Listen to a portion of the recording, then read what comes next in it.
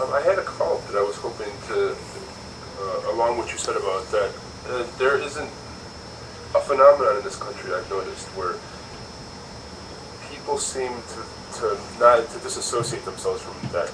Individuals who had enormous amounts of debt sort of rationalized it by saying, well, the banks have made a ton of money off of me, so they can take care of it.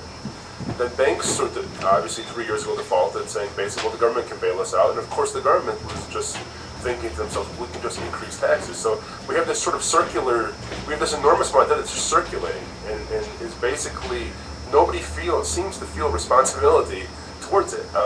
We've disassociated ourselves from it. Is there a way that we can correct that way of thinking? Because I feel like we should all be quite the opposite. We should all be quite worried about this, individually and just as a country. Is there a way that we can kind of combat that sort of indifference? Oh, it's a good, an interesting question and a difficult question. It's funny because I was just talking to a sociologist at MIT yesterday, and what he's finding is that many American professionals who are unemployed blame themselves effectively, right, for not being out there and being productive, and something they keep trying to find out whether something is wrong with themselves. And then he's saying so many he was comparing it to Israel because that's where he's from, and focus groups, Israelis, but also Europeans, are willing to blame the system in some sense, right? It's not my fault that I'm unemployed, it's the economy. And so here we have a case where Americans are very well sort of taking the responsibility for what for their work and their actions and so on. So if that's true, right, it should be possible to realize that we are responsible for our level of indebtedness at a personal level as well, right? And maybe it would be helpful to find out why do people think that they can't sort of defer, right, to the banks or to the government. And maybe it is because they think, well, in a way that society is responsible for maintaining a certain level of growth, and if my wages have been stagnating for 30 years, I'm owed something, right? And hence I sort of don't feel personally responsible. I don't know whether that's true, but that's a very important question. Well, I mean, it's been a debate recently where there was a way of thinking in this country for a long time that if you weren't, because the opportunities abounded, even if you caught a bad break at some point, which everyone does in life at some point, catches a bad break or two, if you weren't successful in the long run, you had nobody to blame but yourself, because there's enough opportunity here that you could sort of figure it out and make it happen, even if it wasn't ideal. I feel that there are some people in this country who still feel that way, and yet I feel that it appears that if 20% of Americans are unemployed or underemployed, I don't believe that you can make the claim that if they haven't succeeded, they have nobody to blame but themselves. Is there a way we can sort of combat that attitude? Or, I mean, it seems that your study, that your work seems to contradict that. That people who spent their lives doing the right things are still struggling. Absolutely, and I think, many of us over the course of our lives will be subject to certain economic conditions or shocks, as the economists call it, and it will take very long time to recover, and we may never really recover. I think, and this is sort of a little bit of a double-edged sword. On the one hand, it's important to be aware of that there's more randomness in a way, and arbitrariness than we thought there was. On the other hand, at an individual level, I'm probably still happier at the end of the day, even if my income is sort of 15% lower or 20% lower because I got laid off 15 years ago, right? If I did the best I could and I'm proud of myself, right? Even though I had to cut back on various levels, right? So it could cut both ways. On the one hand, we need awareness at society's level that people aren't really aren't fully in charge of their long-term destiny because of these economic conditions affecting their long-term career outcomes, right? But on the other hand, at the individual level, at the end of the day, maybe you're happy if you thought that you did the best you could, and you were really in charge of things.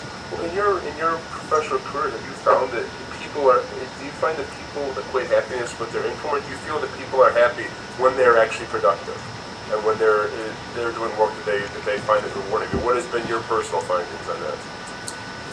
I think it's fair to say that there's a good mix, right? I mean, we're in academics are a very particular profession, but where a lot of the value of what we do is intrinsic, and so we really are in the game because we like the the work we do. We spend a lot of extra hours that are not paid just because we think it's important. But I think most people, I think it's also important to be able, to send your kids to school, to be able to provide, funds for college. And so I think both of these components are very important. I want to get away from Louisville for just 1 second and then move right back to your studies soon. But obviously in the news, the debt, stimulating the economy, our deficit have been huge topics of conversation. Did you have any specific thoughts on those areas, or do you like to focus more on the proposals? Let's talk a little bit about that. I mean, we're in a difficult situation in the sense that, on the one hand, it's true, right, that our government expenditures are predicted to rise quite substantially, and so we have to do something about our indebtedness, about the deficit. On the other hand, we are in a very, very large recession. It's the biggest recession since the Second World War. So the timing of that debate is not surprising, but unfortunate, right? Because what should the government be doing, right? If you're giving it as a long-run outlook, it should be, spending when the economy is down and try to support workers and families and invest, right, when the return to that investment is highest, and then tighten the belt when things are going well, right? If we're tightening the belt, that's called offset spending, I believe, right? Yeah, that's one way to call it. I mean, so to have sort of some counter-cyclical government policy. There's some debates to the extent and to the effect, but by and large, most agree that you shouldn't, contract government spending in a recession, right? Nor should you start raising taxes. Now, but the only way to really solve our long-run debt problem is to probably, do a combination of two, if we reduce spending and raise taxes, right? So the timing of it right now isn't very good, right? So it is important to solve these long-run structural issues, but it's important to keep in mind that there are other goals and present. So, for example, getting the economy started again and having increasing job growth, and those two stand somewhat in contrast. Switching to Europe for just 1 second, where you're from.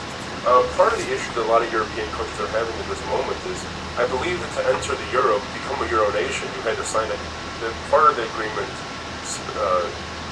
stipulated that you couldn't have debt above a certain level of GDP, and if you did, you weren't eligible for loans. And obviously, what we're talking about, counter-cyclical spending, became an issue because as a lot of them have enormous debt and aren't able to pay it back, they're now not really eligible for loans that were at lower or sort of more reasonable rates. So it seemed like unintentionally a lot of European nations have shot themselves in the foot. Do you think that's part of the crisis that's going on now, or do you think it was? I mean, that's certainly, it's similar to the US. So there's two components. There's a systematic over-indebtedness that is now causing the problem, right? And then there's some self-fulfilling component to it. So you are already at a debt limit. You are in a recession. You would like to, spend more to get yourself out of the recession. You can't, right? So the economic outlook worsens. The worse the economic outlook is, the less likely it is that in the long run you will be able to repay the debt you already have, right? So in a way, we're in a similar situation that our ability to service the debt and to pay back the debt, right, partly depends on our ability to push on the economy now by possibly, getting a bit more debt. See what I mean? So tying your hands in that case in the short run may worsen the problem.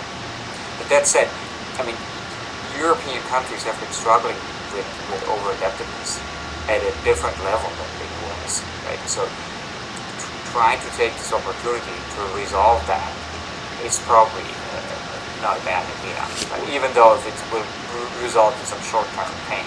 Well, I was going to say, in the short term, it seems like it's going to be painful, but unfortunately, like all economic problems, it's better to just get over. It seems like it's just better to get it over with sometimes than to just drag it on and make things worse in the long term. Yes, I mean,